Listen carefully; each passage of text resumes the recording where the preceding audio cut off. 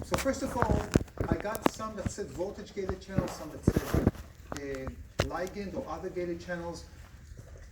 What do you think are we discussing the voltage right now?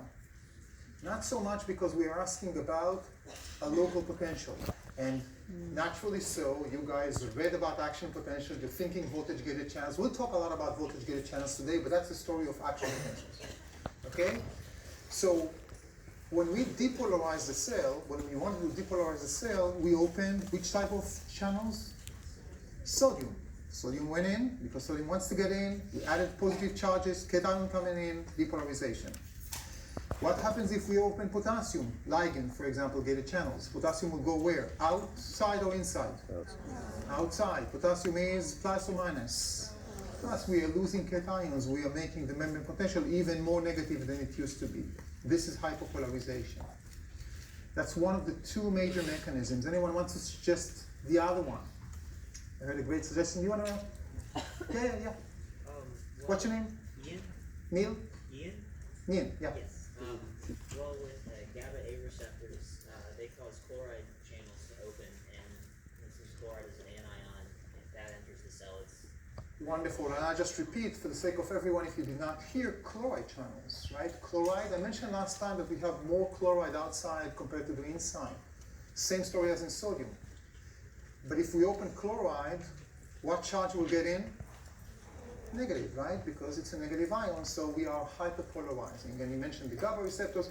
We did not yet talk about synapses and specific neurotransmitters, but that's exactly the way that it will work. They will change that local potential, in this case, hyperpolarization. Later on, next week, when we'll talk about synapses, we'll start asking ourselves, why? Why should I even use hyperpolarization? Okay, I mean, I want to stimulate the cell or not to stimulate the cell, one of the two, right? So why would I use mechanisms to not stimulate, but also to prevent stimulation or reducing the chances of stimulation? We'll talk about that next week when we'll talk about the synaptic activity. I sent you an email just before I came here. For next week, for the first time, we're going to use voice threads. On the detailed schedule, I put vThread. These are online slide shows, guests. I hate making those because I'm speaking not to people, but speaking to a mic, which makes it very awkward from my end. But students typically like them and find them very helpful, especially when they can go, these are full slides, so they can go backwards and forwards and just use them, okay? This will be for our synaptic activity next week. So just to summarize this, two examples, opening of potassium, or of chloride channels will lead to hyperpolarization. Any questions about this or anything about local potentials? Yes? No, so leak channels, great question. Are these leak or ligand-gated channels? There's going to be ligand-gated channels. Why? Because leak channels are always open. We cannot control leak channels. They're either there or not there. They can be ligand, they can be mechanical, for example. Okay? Again, voltage, yes, to some extent, but we're not going to use them if we want to open, because that's going to make a whole lot of difference, and we'll talk about it today. Anything else? Okay, so to summarize what we discussed last time, mainly, graded, aka local potentials, are proportional to the stimulus size, right? Anyone wants to help me? What does it mean when I say proportional? When did we talk about that? Yes? I think you were still thinking about action potential, but what do you mean when you say, maybe I'm wrong. What do you mean when you say positive?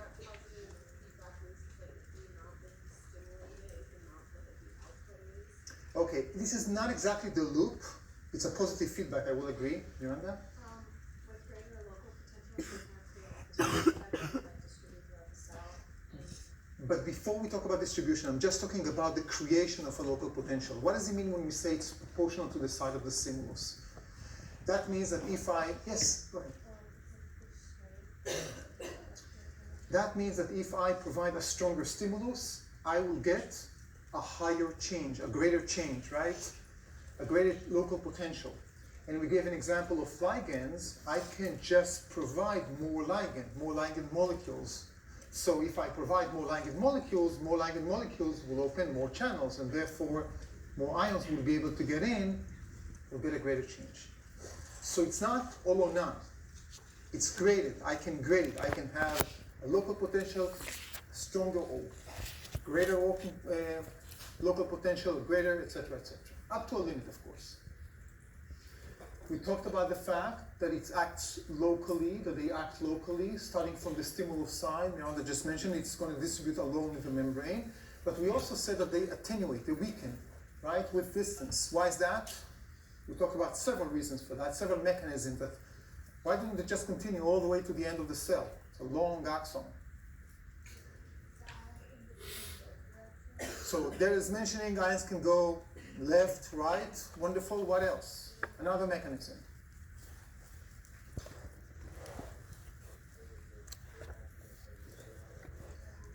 They were leaking out, and more actively they will be thrown out by the sodium potassium pump that continue to work. They did not stop. Okay? Wonderful. We said they spread in both directions, of course, because nobody's there to block them. We just looked at an example towards one way, but it's important to remember that they're going both ways. And they take place in many types of cells. Actually, they take place in all the cells. Okay, so this is not unique. We focused on axons, but this is taking place in many, many other cells. The glands, for example. I'm using numbers that are typical for neurons and axons, negative 70 millivolts. There will be cells with extremely different numbers. Muscles that we will talk, for example, typically around negative 90 millivolts, but this varies between muscles. Okay, but the principle, the concept of being able to change the potential and create a local change applies to all these cells. Okay. So with that, we move into our today's star, which is the action potential. And our objectives will be to contrast between what we know, local, and what we about to know, the action potentials. To explain the unidirectionality of action potential transport, we just mentioned just now that it's going both ways, local, and as we will see, it's going to go only one way in the action potential. And if we have time, this is the end of today's class, and if not, early next week, we'll predict the propagation of the action potential in experimental conditions. We will ask the question that I think is the most important question in science: what if? Okay, this is what we learned. Great. What if we change something? Let's see what the impact is. That's the way to learn really deep learning processes. So I'm going to bring you back to this. We just covered this, so we are familiar with this, right? Again, proportional, local potential, proportional to the stimulus side, act locally, attenuate, weakens with distance, spread in both directions, takes place in many types of cells. And the bottom line for everything that we'll talk today and the beginning of Tuesday next week, action potential, mirror image. Flip this sentence, so the same slide, only this time I said do not or are not. These are action potentials. Action potentials are not proportional to the stimulus size. We will see that once you generate an action potential, you cannot control its strength or amplitude. It's an all or none phenomenon. You can make a stronger action potential, basically. They do not act locally. They do not attenuate with distance. They do not spread in both directions. We'll address more in details of that part. And they do not take place in many types of cells. So which types of cells? Let's start with that one. What types of cells we can generate an action potential? We'll start, by the way, by talking about the generation of action potential, and later on we'll move to propagation, how it moves along the axon. Okay? This is one of the not uncommon cases where you read about it, and most of what I'm going to discuss today is going to go back to the reading. So I'm not going to talk about a different topic, but as we'll see, we'll talk about much more depth, okay, compared to what we have in the textbook. So, help me. Which cells can generate action potential? Neurons, right? Neurons, and it's not neurons, but it's actually just the axons in the neurons. Typically, we cannot generate an action potential in the soma membrane or in the dendrites. And whenever I say apart axon, soma, dendrites, we talk about the membrane. Okay? So the axons of our neurons, anyone knows which other cells? muscle cells. Cardiac cell, muscle, smooth muscles, or skeletal muscles. All the muscles can generate action potential. These are the two families or two types of cells that can generate action potential. And the first thing we want to ask ourselves is, how come? I mean, why would a skin cell not be able to generate an action potential while a neuron can? And we come to one of the major themes of this class that I mentioned in the introductory lecture as a course. Function follows form, right? The anatomy dictates the physiology. There has to be something in those cells. For example, if you focus on the axon, compared to the rest of the neuron, or compared to other cells, that allows it to be able to generate an action potential. So, if I go here, what's that anatomical feature that allows it to generate an action potential? Any ideas? It's actually not the myelin sheath, because as we will see, today we're actually not going to talk about myelin sheath at all. So we can generate action potential in unmyelinated as well as myelinated. In the myelinated, the difference will be that we can propagate the action potential much faster.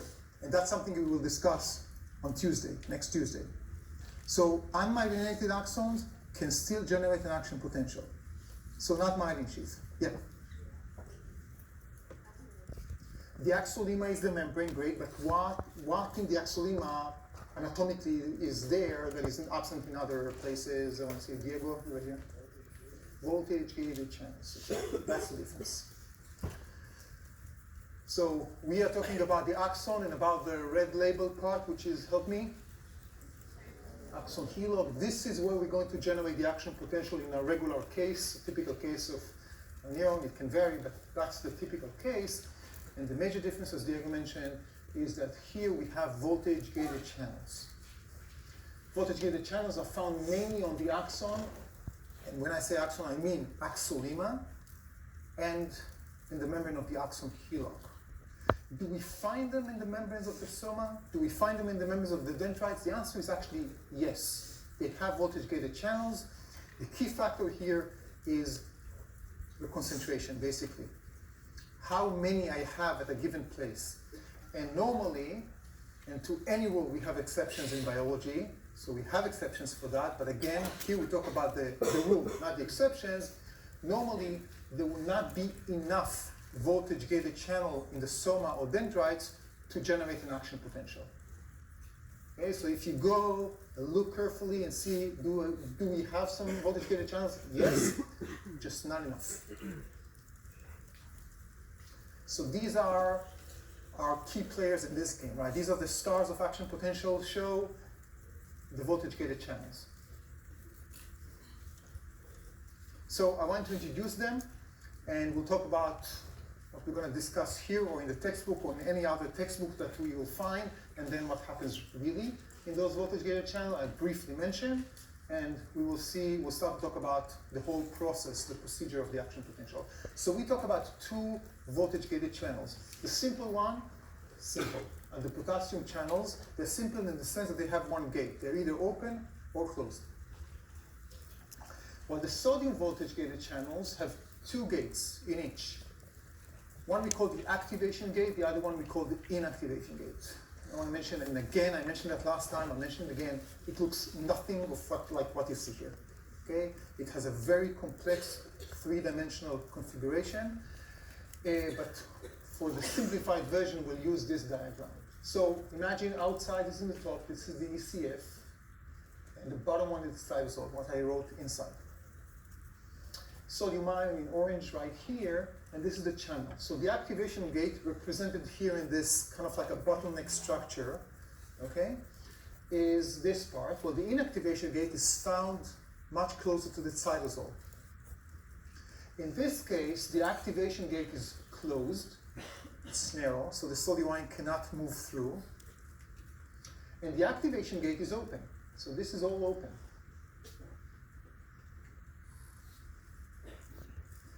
So, again, the activation gate is closed, the inactivation gate is open. As a channel, if you're a sodium ion, You want to go through that channel. Is the channel closed or open? Again, as a channel, not the gate specifically, but the channel, the sodium channel in this specific state. Closed or open? Closed. You cannot go through. Well, the inactivation gate is open, but it doesn't help you because you cannot go through the activation gate because it's closed. So the channel is closed. We can think about the flipped status, right? What happens here the activation gate is open. You can see it's now wide. The inactivation gate is now closed. Is the channel as a channel open or closed? It's closed, right? So the only way for the channel to be open is for both gates have to be open, right? So both gates open, that's the only case where we're going to see transport of ions through the channel. Yes, questions? So, following the quantum form idea, we apply that to this and say that like, the reason why there's two kind of gates is because, is it for speed? Wonderful. So Miranda suggested the idea of speed, and that's exactly the case. As we will see shortly, we'll have to have two gates so we can play with the speed and have a very, very short time window when this part really happens. Because if we had just this status or this status, right, we will never have an open channel. We will never have an action potential. But this way, you can only for a very short time. I want to say a word about, again, I mentioned that, but I'm going to emphasize this because it's important that you understand the reality. It looks nothing like that. For example, in the textbook, in my lectures, everywhere that you'll see, you'll hear activation gate and inactivation gates. This is not real, okay? We actually do have something like combination of four inactivation gates altogether, okay? You, for the sake of this class, need to know, call it inactivation gate, sorry. Why? Because it doesn't help if I tell you that there are four and they're responding a bit differently. These are the small, small details. But once you understand the action potential, you are more than welcome to read and to learn more about these. I just want to emphasize every now and then that this is a simplified version. Okay? I just don't want you to leave college saying, oh, this is actually very, very simple. We learned that in physiology, inactivation and activation. All of this is so much more complex. Okay? But for the sake of this class, we'll just call it an activation gate. We'll start with what the status is before stimulation and after stimulation.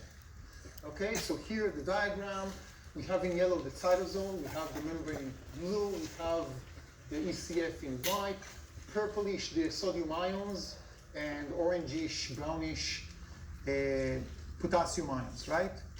Here is the one gate potassium channel. Of course, we see only one molecule. We'll have lots and lots of this molecule, but only one type, kind of. Let's just say one type. And then we have the two-gated sodium channel, again represented here with one molecule. Of course, you need to imagine that there are many, and that will be important, as we will shortly see. Any questions so far? I'm just going to go one step at a time. This is, again, one of the cases where I'm not throwing immediately what-if questions, but just going one step at a time to make sure we get it, and then I'll start confusing you. Okay, so at a resting state, no stimulus, let's see what we have. I'll start actually with the potassium, that's the easiest, it's closed. So you guys will help me. The channel is a channel, closed or open? Closed. Can potassium move through that channel? No, only through the lead channels, right? Okay, sodium. The activation gate is closed, the one facing the cytosol. The inactivation gate is open. Channel is a channel, open or closed? Ions can move in? No, great. Only they can move through leak channels, they have sodium potassium pump, everything you will discuss. Great. Now we will create a stimulus. Remind me, what is the type of stimulus that will open those gates? Voltage, a change in the potential, right? Now we will talk more about the exact stimulus, the real stimulus, but right now we'll just think about a change in voltage, but there's one extremely important feature or factor to mention here. It's not just about, let's say that I'm now changing, never mind how, but I'm going to change the voltage here. I'm going to take the negative 70, okay, and I'm going to change it into negative 67. I depolarize, right? I change the voltage. What about the gates? Are they going to change? No, why not? Because we need to reach a threshold. That's the most important word here. Okay? On this receptor, on this channel, you can change whatever you want. I'm still closed until you reach a change that actually affects me, and then I'll open up. That's the threshold. In the case of these channels, we talk about negative 55, but we'll talk about numbers later on. So, upon depolarization, but only after reaching a threshold, not before that, everything that you see here will be completely flipped. So at some point, we will see that the activation gate of sodium will open, the inactivation gate will open up, the inactivation gate will close down, the potassium gate will open up. Now, if I'm just thinking about sodium, if the activation gate is opening and the inactivation gate is closing down, then we still have a closed channel, right? So we didn't change anything. So now we have the other key factor, which is, Miranda, you mentioned it 2 minutes ago, it's the speed of the gates. Thank you. So we're going to see that the activation gate is what we call the fast gate, which means that once we reach a threshold, boom, it opens up and it's open immediately. It's not just opening, it's open. While the inactivation gate of the sodium channel, as well as the potassium channel, they're all slow gates. In a very simplified version, as I mentioned last time, think about them as a very heavy door. Yes, someone told you to open the door, but people cannot go through that door until it's really open, so it's now in the process of opening. So as a result, when the sodium channel will start opening up here and closing down there, we will have a delay of about 0.5 milliseconds, that's it, which allows the time window that we discussed that will allow ions to move through. And that's what we're going to discuss next. Any questions just about the fact that we have a different speed? Yes?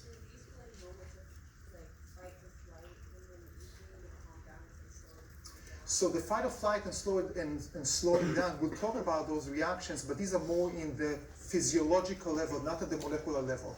So we will use those speeds to eventually generate a fight or flight, rest or digest, etc. But those gates do not fight or flight or do not rest. They either open or close, slowly or quickly, depending on the channel. Anything else? Yes?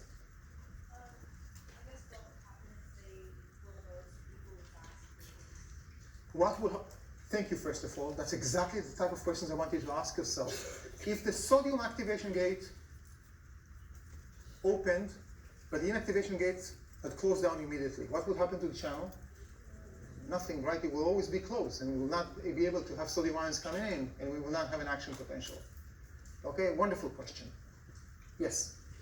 Is there a certain function that causes slower gates to be slower and faster gates to be faster? Is there physiological, like any? Yes, wonderful. So the question is, in other words, you're asking how come what makes one being fast and one being slow? Yeah. That's exactly the three-dimensional configuration. Remember, again, I'm saying that over and over, that we are talking about a simplified version, right? So just one example, okay, of that simplified version. I'm going to say it, and once I'm done, forget what I just said, because this is not for this class and not for the exam, but for those, just to give you an example, we don't really have just one type of potassium slow gates. We're going to have a combination of at least 4 types.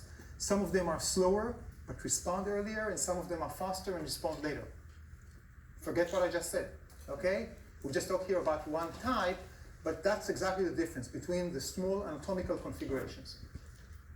So for the sake of the class, we talk about just one type of gate. Okay, so now let's just go, and you guys will help me in processing, and we also will address some things that were not in the textbook. I saw some questions in Piazza that I'm going to address. So we start here. Here is the axon hillock. We're going to focus on this part here, and always what we will see in the middle will be the typical classic action potential graph or plot. Y-axis is the membrane potential.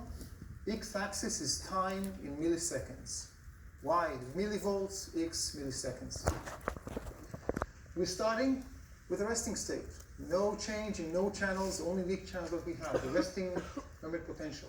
We're focusing on the axon hillock, zooming in, we can see one representative, again, there are many of here, right, of sodium channel. In this case, it's in brown. This will be what? Help me. This gate is what? Activation gate closed at negative 70 millivolt, while the inactivation gate is open at negative 70 millivolts. Why? Because that's their structure. Potassium gates are closed. Potassium here, of course, will have a little bit outside, but mostly inside. Sodium mostly outside, a bit inside. This is what we call the resting membrane potential, and this is what you see in number 1. The linear line right here, that's about negative 70 millivolts.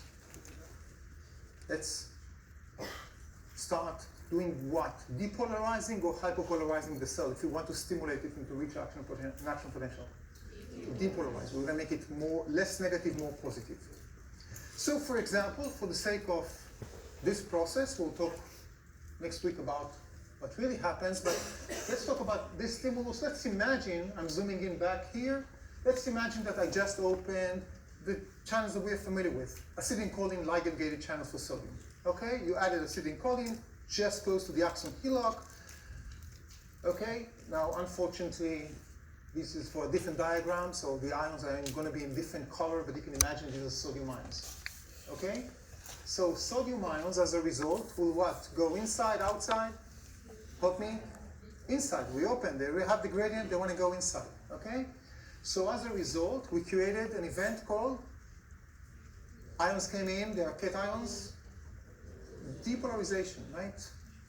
Negative 70 millivolts is now negative 68, negative 65, even negative 60. Let's stay for a second with negative 60. What happens to this channel, to the sodium channel? Nothing. Why nothing? We did not reach a threshold, exactly. Here's another question. I want you to think about it for a second. At this point, this is now no longer the resting membrane potential, right? It's not negative 70 anymore, it's negative 60 millivolts. How do we call this type of membrane potential? Think about it. It's not yet action potential, we didn't reach that point. And it's not resting. What is it? This is the local potential, the graded potential. In other words, the very first step in generating an action potential is in generating a local potential that, if you reach a threshold, will develop into an action potential. But we start with a local graded potential. Can this part, reaching the negative 60, happen in a gland, in my pituitary gland, for example? Yes or no? Can I reach negative 60 in my pituitary gland, in one of the cells? Yes. Why?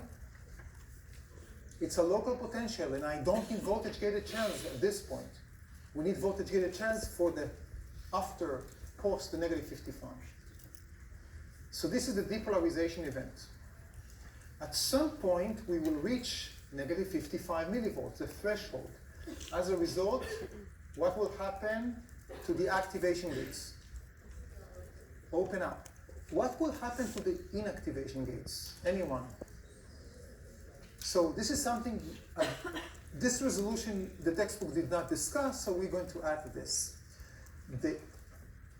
In the simplified versions, when we talk about just one type of inactivation gates, they're actually going to start closing down. They're going to react to that threshold, to the negative 55. So activation gates will start opening up. Inactivation gates will start closing down, but they are slow. Therefore, while they start closing down, they're not closed. They are still open. We call this whole thing depolarization of the whole process, and this is number 2. So only after we reach the threshold, the activation gates will open, and they open fast. So they're now open, not just opening up, but they open in open status. Well, the inactivation gates might start responding, but they're still open because they're slow. Yes? Safe to say that the potassium gates also start to open? Wonderful. Remind me in a second when I'm going to talk about the potassium. The answer to your question is big time yes. Okay, but you'll remind me. Okay, questions about depolarization? Yes? Is negative 55% the average or the Negative 55 will be in a typical average type of axon. You always have some variance there, but that's the classic one. Ash. Is there a differential rate for the closing of the inactivation gate based on voltage? Okay, so Ash is asking me a question, is there a differential Rate of rate? You're talking about what, speed? the speed of the flow. Okay, so the answer is yes. True in life, no for this class. Okay? So, okay, again, every now and then, just because you guys want to know the whole truth and nothing but the truth, right? So I'm just going to say that the truth of the story is that some inactivation gates, not some, inactivation gates will start closing here, but the closer will go, the more positive will go, they'll start becoming faster and faster and faster. Okay? Again, you missed that point? Never mind. We'll just call them slow gates. Yes? Okay, so once the membrane potential reaches zero, why is it still called depolarization at it's getting more positive? This is a wonderful question. What's your name? It's Abby. Abby. So Abby is correct, right? We said depolarization is going from one side of the spectrum to zero. And we continue, we cross the zero and we continue. It's just a terminology that we continue with that. Yes, you're completely right. It should not have been depolarization. So in the action potential plot, we still call it depolarization, even if we cross the zero and we go up to plus 30, positive 30, although we finish depolarization once we reach zero, it's just an issue of language. Okay. Something interesting is happening here. I just showed you one molecule to represent, but remember, we have more than molecule. We have more than one molecule. We have many. So again, help me here. Let's do it together. Let's say that this specific channel is open up, but now imagine there are other channels next to it. So it opened up. What happened to sodium? Went, just say in or out? In. They depolarize or hyperpolarize here? They depolarize, right? Remember the other channels that you don't see them? Imagine them. How do they respond to depolarization? They open up. If they open up, what will happen to sodium ions? They will go in. The more sodium ions will go in, the more channels will open. The more channels will open, the more sodium ions will get in. The more sodium ions, should I continue? That's what we call a positive feedback loop. Okay? Once we reach a threshold, we kind of like turn on a switch, and from now on we can go home. The channels take care of themselves. There's a positive feedback loop. The few ions that made it in, if we reach a threshold, are now going to stimulate more channels and more channels and more channels that create this kind of like a positive feedback chain, I guess. There's no better word for that. And that's why we see that steep depolarization event. And that's something that can take place only when we are talking about voltage-gated channels, because they respond to the change in the voltage.